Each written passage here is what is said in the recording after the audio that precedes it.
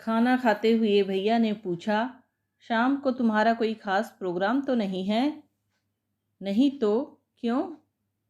सोच रहा था मेरे साथ बीना भाभी को देखने अस्पताल तुम भी चलती। क्यों, बीमार है क्या?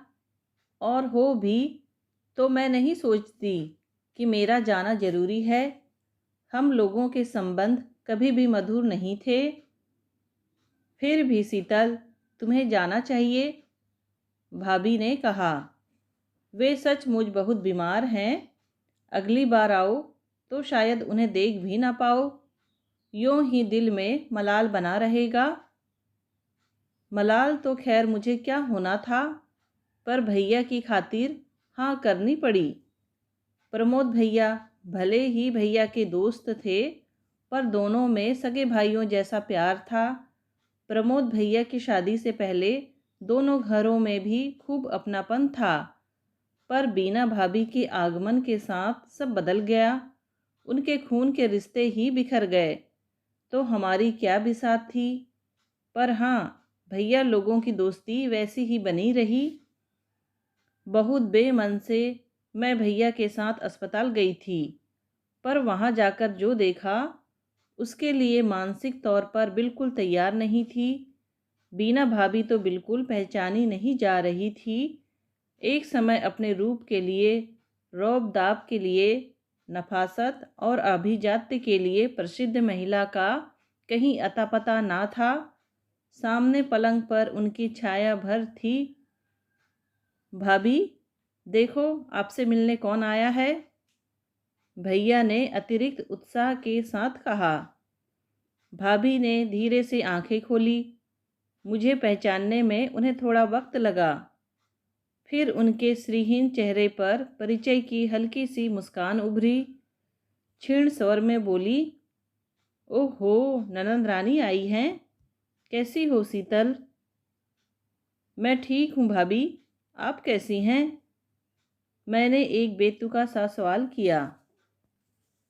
देख तो रही हो, उन्होंने फीकी हंसी के साथ कहा और फिर आवाज़ दी, मोहित, इधर आओ बेटे।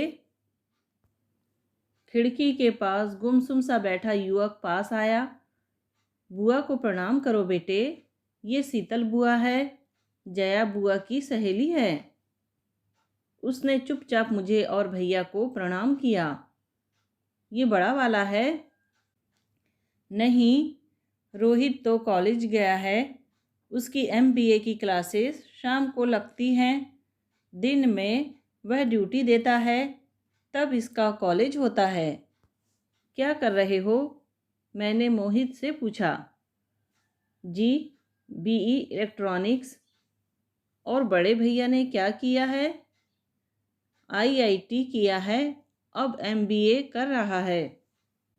मेरे प्रश्नों का कोटा समाप्त हो गया था।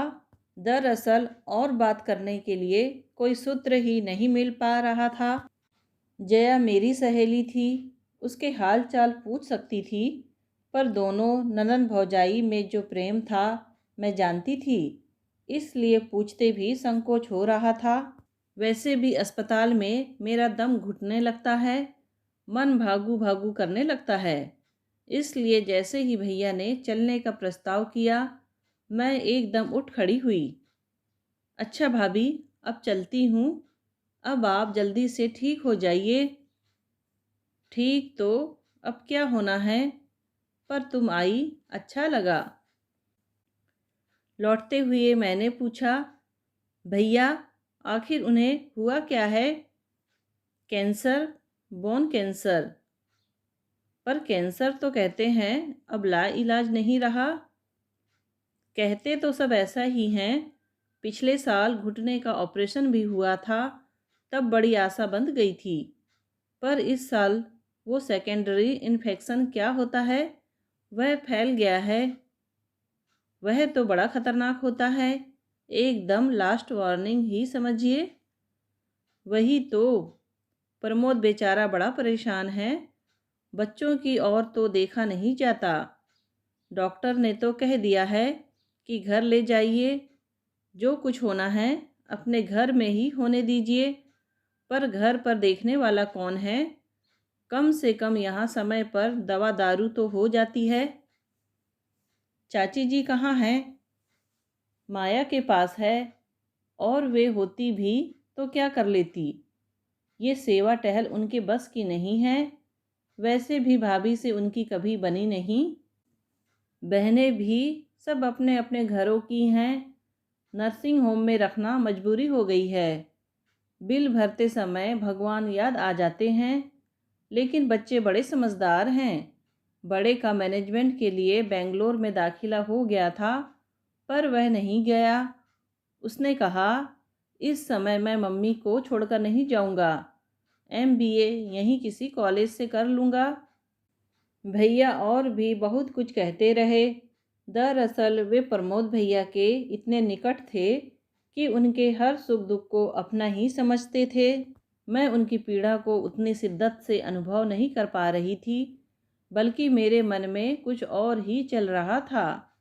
भैया के सामने तो कहने का साहस नहीं हुआ, पर घर आकर मैंने भाभी से कहा, भाभी, मौत सामने आकर खड़ी हो जाती है तो इंसान कितना बदल जाता है, एकदम जमीन पर आ जाता है।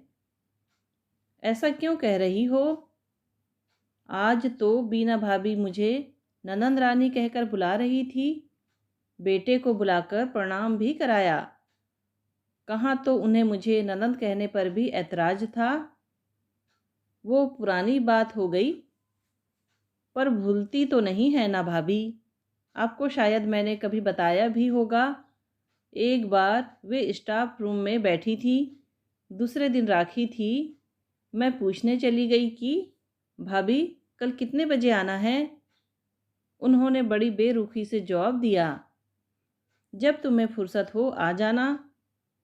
और जैसे ही मैं कमरे से बाहर हुई, अपनी सहकर्मियों से बोली, घर में 3-3 मौजूद हैं, फिर भी हमारे साहब का मन नहीं भरता।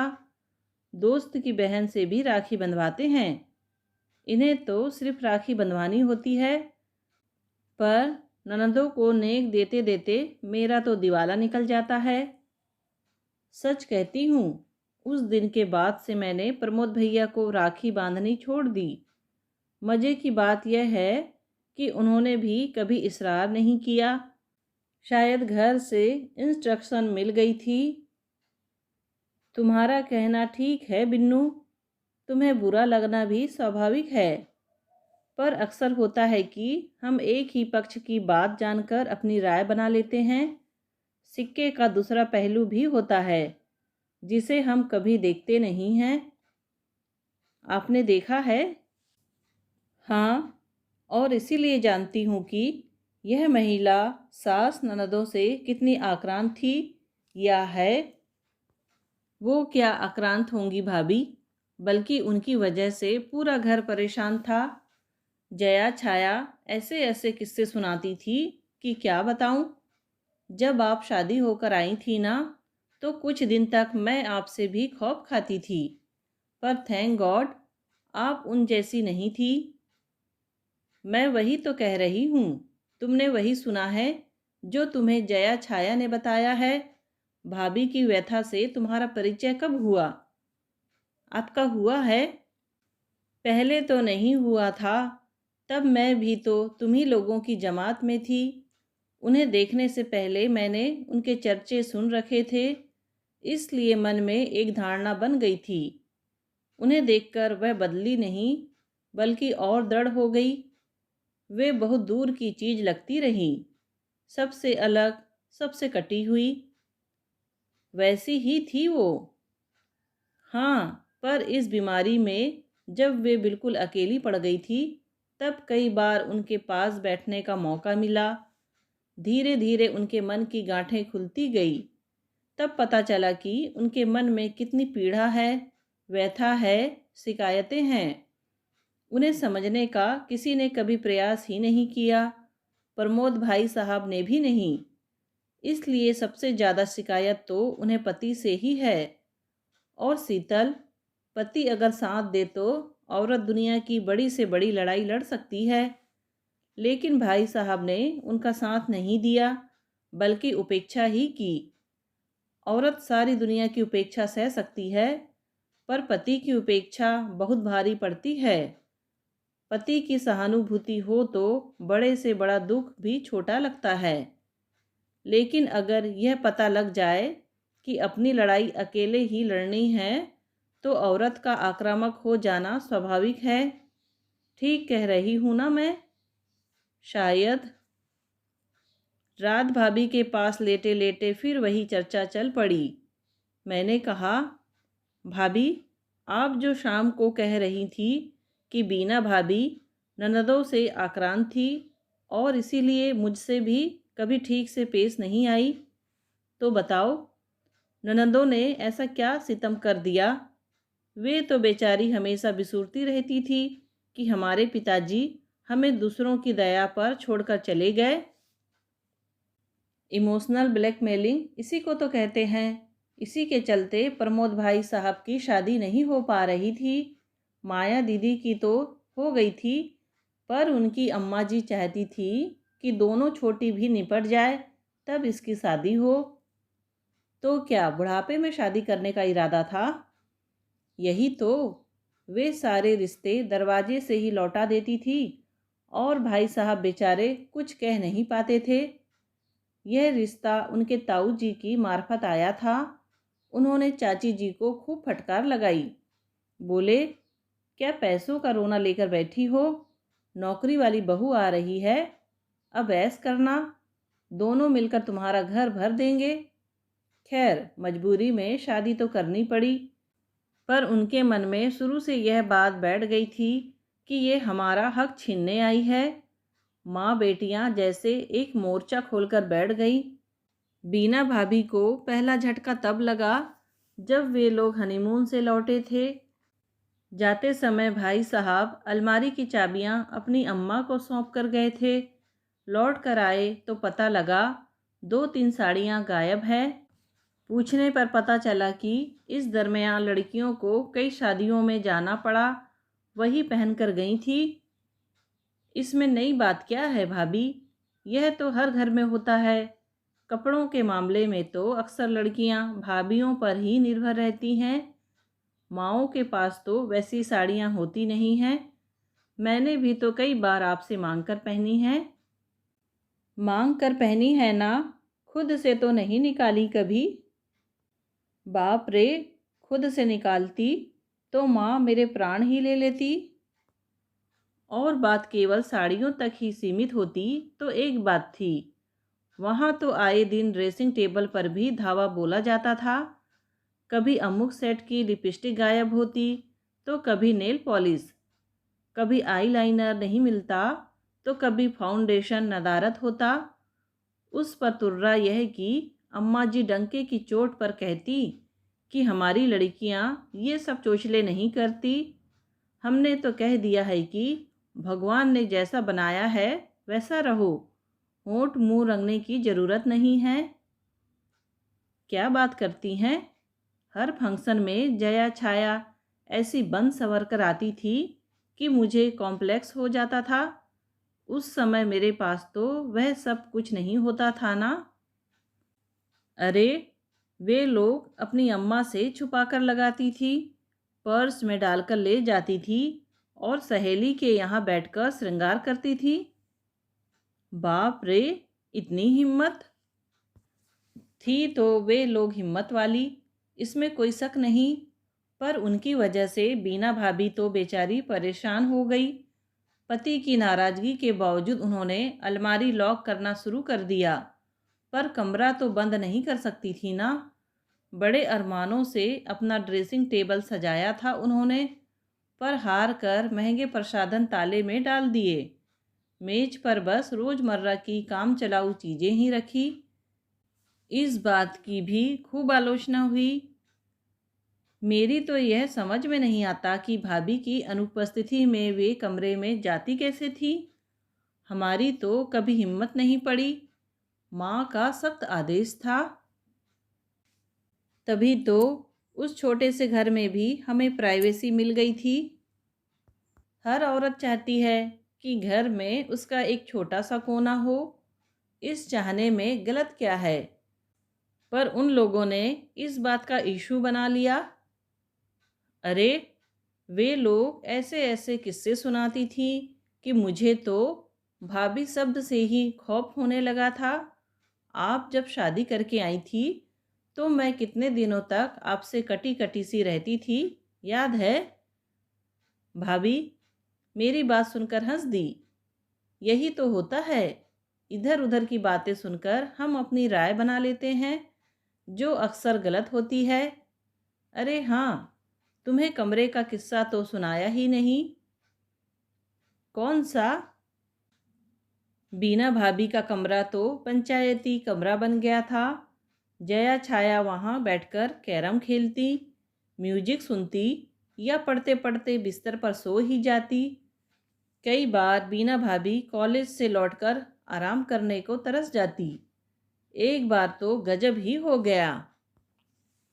कैसे? मैंने उत्सुकतावश पूछा।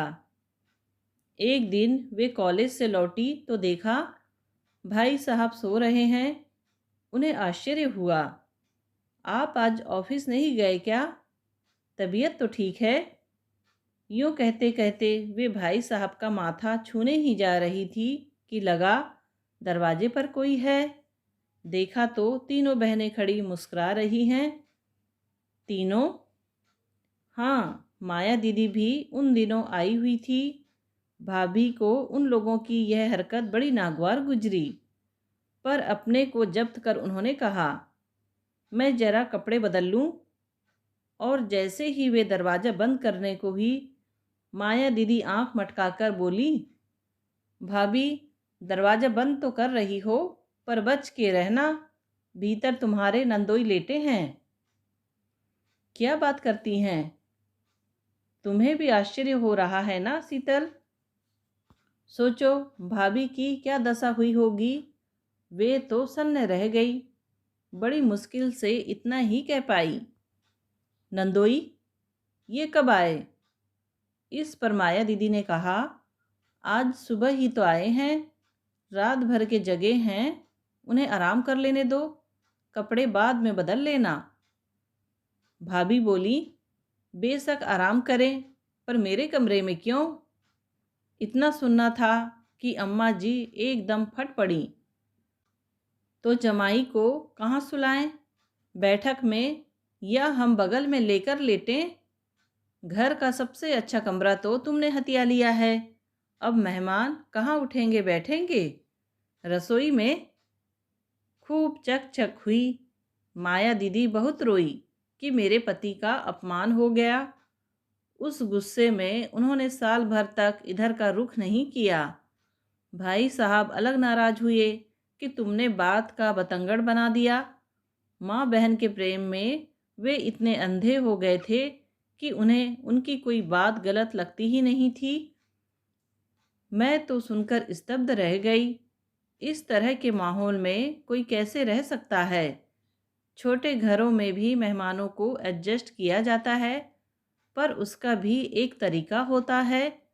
आम तौर पर लोग नव दंपत्ति को डिस्टर्ब नहीं करते। हर रिश्ते की एक गरिमा होती है, मर्यादा होती है, उसका पालन जरूरी होता है। भाभी ठीक कह रही थी। हम लोग सिक्के का एक ही पहलू देखते हैं और राय बना लेते हैं, जबकि सच्चाई कुछ और ही होती है। जो लोग अपने दुखों का ढिंडोरा पीटते हैं, सहानुभूति बटोर लेते हैं, पर जो लोग चुपचाप सहन करते जाते हैं, वे गलतफहमी का शिकार होते हैं।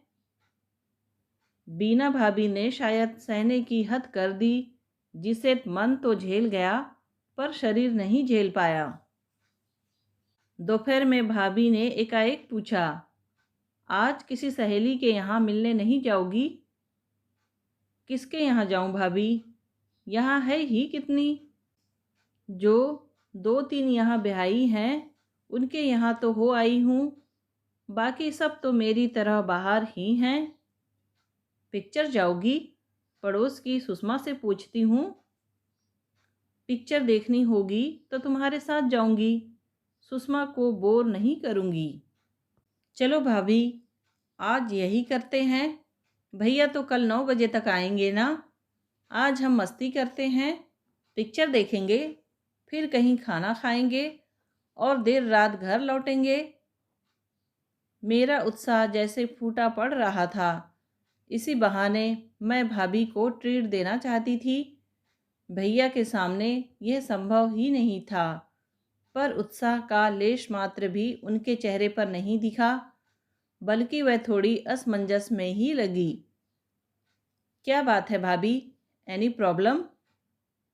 वे संकोच में भरकर बोली। सोच रही थी एक बार नर्सिंग होम हो आती, 3-4 दिन से गई भी नहीं हूँ। कल तुम जा रही हो, इसलिए कल भी जाना नहीं हो पाएगा, तो इसीलिए मुझसे पीछा छुड़ाना चाह रही थी। नहीं रे, सोचा घर में अकेली बोर हो जाओगी, आज तुम्हारे भैया भी नहीं हैं।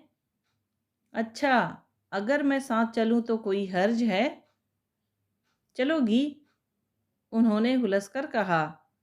तब तो बड़ी अच्छी बात है। अकेले जाते वैसे भी अच्छा नहीं लगता, पर उस दिन तुम बड़े बेमन से गई थी, इसलिए पूछते संकोच हो रहा था।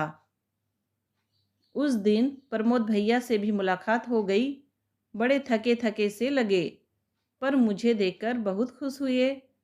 उनके साथ एक सुदर्शन युवक था। मैंने पूछा, ये रोहित है? नहीं, यह माया का बेटा है, सुनील। प्रणाम करो बेटे, ये तुम्हारी शीतल मौसी हैं। ये माया का बेटा है? पता है, बचपन में हम इसे गोलू कहते थे। खूब गोल मटोल था ना। अब तो इसके यहाँ भी एक गोलू आने वाला है। अरे, इसकी शादी भी हो गई। बच्चे कितनी जल्दी बड़े हो जाते हैं। बच्चों को देखकर ही तो पता चलता है कि हम कितने बूढ़े हो गए हैं, प्रमोद भैया ने कहा। सुनील ने बेसब्र निगाह घड़ी पर डाली और बीना भाभी से बोला, अच्छा मामी, मैं चलता हूँ, आप जल्दी से ठीक हो जाइएगा। अगली मुलाकात घर पर ही होगी। अच्छा बेटे, उन्होंने क्षीण मुस्कान के साथ कहा। अपने मम्मी पापा से नमस्ते कहना, नानी जी से मेरा प्रणाम कहना और बहू को मेरा प्यार देना। जी। और हम सबको प्रणाम कर वह बाहर निकल गया।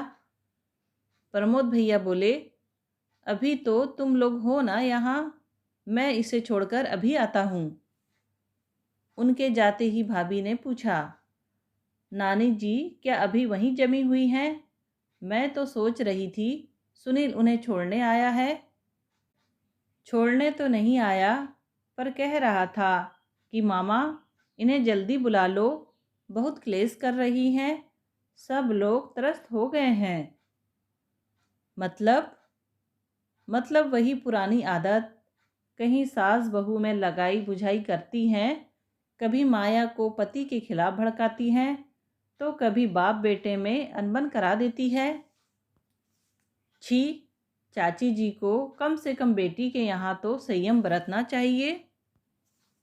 कहा ना छोटी, आदत से लाचार हैं वे। हम दोनों में तो लड़ाई कराती ही रहती थी, पर उन्होंने मेरे बच्चों को भी नहीं बख्शा। वो तो मैं सतर्क थी और बच्चे समझदार थे, नहीं तो एक दूसरे के जानी दुश्मन बन जाते। बोलते बोलते वे हाँफ गई थी। थोड़ी सांस भरकर बोली, इतने दिन तक तो माया हमें उपदेश पिलाती थी, पर अब जब खुद पर पड़ी है तो उसे समझ में आ रहा है। वैसे भी उन्हें यहाँ आ जाना चाहिए। मैंने कहा, घर पर देखने वाला कोई नहीं है, बच्चे बेचारे अपनी पढ़ाई करेंगे कि घर देखेंगे। अरे, वो नहीं है, यही अच्छा है। कम से कम लोग चैन से जी तो रहे हैं, आकर कौन सा तीर मार लेंगी। काम धाम तो उनसे कुछ होता है नहीं, जबान जरूर कैंची की तरह चलती रहती है। मेरा कलेजा तो पहले ही छलनी कर चुकी है, अब और सहने की ताकत नहीं है। वे थोड़ी देर चुप रही, फिर भीगी सी आवाज में बोली, आजकल उन्होंने नया ही राग अलापना शुरू किया है, कहती हैं, मुझे और मेरी बेटियों को जो दुख दिया है ना, वही सामने आ रहा है। कहते कहते उनकी आवाज़ भर्रा गई और आंखें छल छला आई। मैं और भाभी दोनों स्तब्ध रह गए। छी, ऐसे भी कोई बोलता है? हारी बीमारी किसे नहीं होती। भाभी निशब्द सांत्वना में उनके सिर पर स्नेह से हाथ फेरने लगी।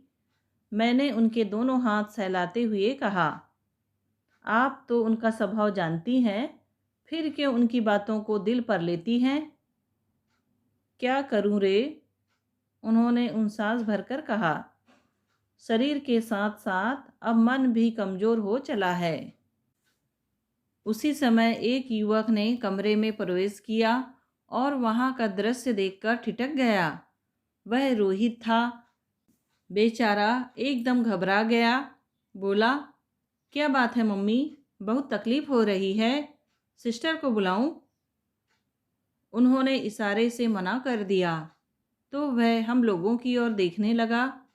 मैंने कहा, कुछ नहीं बेटा, हम लोग जरा पुरानी यादों में खो गए थे तो उदास हो गए। फिर भाभी ने परिचय कराया। ये तुम्हारी शीतल बुआ है, पहचाना? उसने मुझे एक रस्मी सा नमस्कार किया और माँ से पूछा, पापा कहाँ हैं? उसके स्वर से साफ जाहिर था कि इस समय पापा की अनुपस्थिति उसे अच्छी नहीं लगी है। वे सुनील को छोड़ने गए हैं, बीना भाभी ने बताया। उन्हें छोड़ने जाने की क्या ज़रूरत थी? सुनील भैया क्या छोटे बच्चे हैं? पापा भी कमाल करते हैं। अब वो बेचारा इतनी दूर से मुझे देखने आया था तो उसका स्वर एकदम तल्ख था। पापा को पता था कि आज मोहित का सब मिशन था, उसे देर होगी, पर अभी तक घर नहीं लौटा है। मेरा प्रोफेसर गुप्ता के पास अपॉइंटमेंट था, वो तो आपकी दवाइयाँ देनी थी, इसलिए यहाँ आया हूँ, नहीं तो मैं सीधे क्लास ही चला जाता। अच्छा ही हुआ जो आ गया, पापा के भरोसे रहता तो आनंद ही था। उसके हर शब्द से रोज़ जैसे फूटा पड़ रहा था। भाभी ने शांत करते हुए कहा, रोहित बेटे, तुम्हारे पापा तो नहीं जा रहे थे, मैंने ही उनसे कहा कि वे हो आए, हम लोग तो यहाँ हैं ही। और बेटे, तुम भी निश्चिंत होकर अपनी क्लास अटेंड करो, आज हमें घर जाने की कोई जल्दी नहीं है। तुम्हारे चाचा जी टूर पर गए हैं, घर में हमारा ही राज है। रोहित ने एक बार अपनी माँ की ओर देखा। जब उन्होंने अनुमति दे दी तो बोला, तो मैं चलता हूँ, पर आप ज़्यादा बात नहीं करेंगी, सिर्फ सुनेंगी, प्रॉमिस? प्रॉमिस, उन्होंने मुस्कुराकर कहा। रोहित आश्वस्त होकर चला गया तो बोली, पागल, हमेशा मुझे बोलने के लिए मना करता है। अरे, मैं बोलूँगी नहीं तो मेरी छाती फट नहीं जाएगी? इतना दुख कलेजे पर लादकर तो मैं चैन से मर भी ना पाऊंगी। भाभी ने बात बदलने की गरज से कहा, रोहित बहुत जल्दी ऑफ हो जाता है ना, कमज़ोर है ना, इसलिए जल्दी गुस्सा हो जाता है। मैंने कहा, मैं अभी यही कहने वाली थी कि आपके बड़े मियाँ छोटे लगते हैं। अगर दोनों को कोई साथ देख ले तो मोहित को ही बड़ा भाई समझेगा। मोहित को मैंने पाला है, रोहित बेचारा दादी और बुआ लोगों की दया पर पला है, फर्क तो होगा ही। मतलब मैं समझा दूंगी, अब आप बिल्कुल नहीं बोलेंगी? भाभी ने बीना भाभी को चुप कराते हुए कहा, बात यह है शीतल कि रोहित बेचारा जन्म से ही, बल्कि जन्म के पहले से ही लापरवाही का शिकार रहा है। कैसे? मतलब पहले उसकी माँ की देखभाल ठीक से नहीं हुई, बाद में बच्चे की देखभाल भी ढंग से ना हो सकी, इसका असर तो होना ही था ना। बीना भाभी चुप नहीं रह सकी, बोली, मुझे कितनी तकलीफ़ होती थी, क्या बताऊं। एक बूंद पानी भी पेट में ठहरना मुहाल था।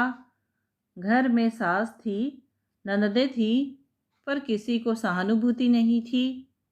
मेरी हर तकलीफ़ को नखरा ही कहा गया। ननदें तो खैर उस समय लड़कियां थी, पर सास तो खासी अनुभवी थी। उनका तो एक ही राग था, हमारे भी तो बच्चे हुए हैं। हमने तो कभी ऐसे चोचले नहीं किए, हमने तो कभी बेड रेस्ट नहीं लिया। कभी कभी तो उनके बेटे को भी लगने लगता कि मैं कुछ ज़्यादा ही नखरे दिखा रही हूँ।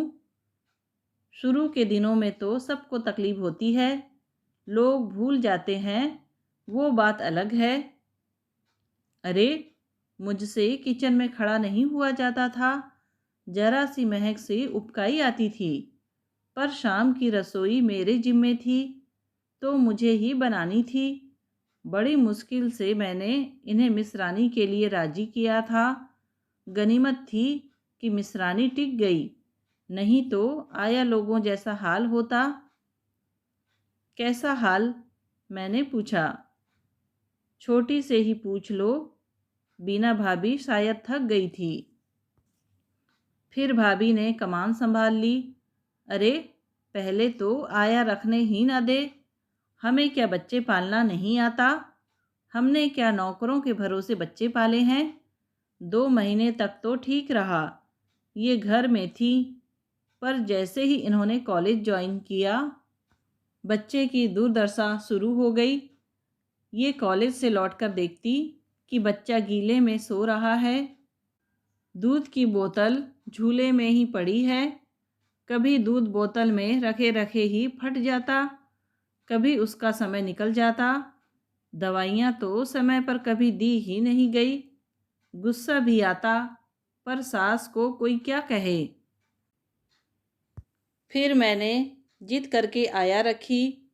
बीना भाभी बोली, पर स्थिति ज्यों की त्यों, उससे दूसरे 100 काम कराए जाते।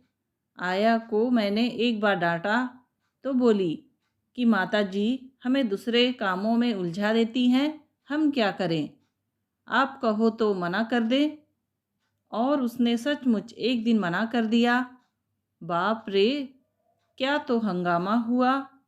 मेरी भी पेशी हुई, आखिर उसे निकालना ही पड़ा। फिर तो एक सिलसिला ही शुरू हो गया। हर 2 महीने में नई आया। कभी उसकी बदतमीजी की शिकायत होती, कभी उस पर चोरी का आरोप लगाया जाता। घर की बड़ी थी अम्मा जी, सो उनकी बात पर भरोसा ना भी हो तो मान तो रखना ही पड़ता था। 5 सालों में मेरे यहाँ 25 आया काम कर चुकी हैं। क्या बात करती हैं? फिर बच्चा उन लोगों से हिल मिल कैसे पाता होगा? हिलता मिलता कहाँ से? वह तो रोज नए चेहरे देखकर बिदकता था। दिन भर दादी या बुआ की गोद में चढ़ा रहता। उन्हें कहने को हो जाता कि तनख्वाह तो आया लेती है और टांगना हमें पड़ता है। चिड़चिड़ा और रोतला हो गया था रोहित। उसे चुप कराने के लिए हाथ में कुछ भी पकड़ा दिया जाता, जिससे उसका पेट खराब हो जाता। जुकाम तो कभी ठीक होता ही ना था। ऐसे में आपका नौकरी करना तो बहुत मुश्किल रहा होगा। अरे, मैं तो बार बार कहती थी कि मुझे नौकरी छोड़ने दो, नहीं तो मेरा बच्चा मर जाएगा। पर ये हर बार हाथ जोड़ लेते, कहते कि मेरी बहनों की शादी हो जाने दो, फिर चाहे दूसरे दिन घर बैठ जाना। और आपने वही किया। बिल्कुल। 6-6 महीने के अंतराल से जया छाया की शादियां हुई थी। मैंने जया की शादी के तुरंत बाद इस्तीफा दे दिया। जया की शादी में मैं तो आई भी थी, मैंने कहा। फिर कुछ दिन माँ के पास रही भी थी। जब आपके इस्तीफे की चर्चा चली तो चाची जी ने माँ से पता है क्या कहा था? इतने दिन तक घर में 2-2 नौकरानियाँ थी, इसलिए गाड़ी चल रही थी। अब किसके भरोसे नौकरी करेगी? हाँ, उन्होंने तो यही प्रचारित किया था। लेकिन ये बहुत नाराज़ हुए। बोले, तुमसे इतना भी सब्र नहीं हुआ? देख तो रही हो, गले तक कर्ज में डूबा हुआ हूँ। पर मैंने परवाह नहीं की, कह दिया कि तुमने अपनी बहनें ब्याह ली, अब मुझे अपने बच्चे पालने दो। उस समय मोहित की भी आहट मिल चुकी थी। बस तय कर लिया था कि जब तक छोटा 10 साल का नहीं हो जाता, मैं घर नहीं छोड़ूंगी। भाभी बोली, शीतल, इन 10 सालों में इन्होंने क्या मेहनत की है, तुम देखती तो आश्चर्य करती। सुबह से शाम तक ट्यूशन करती थी, रात रात भर जागकर गाइड बुक्स लिखती थी, नौकरी से ज़्यादा मेहनत कर रही थी। क्या करती छोटी, खर्च तो किसी तरह पूरा करना ही था ना। सबसे बड़ी बात तो यह थी कि मैं घर पर थी। जिस समय मेरे बच्चों को मेरी सबसे ज़्यादा ज़रूरत थी, मैं उनके पास थी। नौकरी की मुझे चिंता नहीं थी, जानती थी कि जब करना चाहूँगी मुझे मिल ही जाएगी। गली गली में कॉलेज खुल गए हैं। चलिए, आपका श्रम सार्थक हो गया, बच्चे आपके लायक निकल गए। हाँ, लेकिन शरीर तो जवाब दे गया ना। कमरे के बाहर कदमों की आहट सुनकर हम लोग चुप हो गए। प्रमोद भैया लौट आए थे। उन्हें देखते ही हम लोग उठ खड़े हुए। अब अपना चार्ज संभालिए, हम लोग चलते हैं। कल जा रही हो? उन्होंने पूछा। हाँ, इसीलिए तो मिलने चली आई। अच्छा किया, भाभी बोली। अगली बार आओ तो शायद मुलाकात ना होगी। क्यों, आप कहाँ जा रही हैं? और ऐसे कैसे चली जाएंगी? बेटों की शादी नहीं करेंगी? और मेरा नेक नहीं भूलना, हाँ, मैं वसूल करने आऊँगी। चलो, ऐसा ही सही। भाभी हंस दी, बड़ी करुण उदास फीकी हंसी। मेरा मन ममता से भर आया। उस क्षण मैंने अंतर्मन से प्रार्थना की कि हे प्रभु, इस औरत को तूने अपार कष्ट दिए हैं, शारीरिक भी मानसिक भी। कुछ तो सुख के पल इसकी झोली में डाल, इसका हक बनता है। दोस्तों, कहानी सुनने के लिए आपका धन्यवाद। कहानी पसंद आई हो तो प्लीज़ लाइक, शेयर और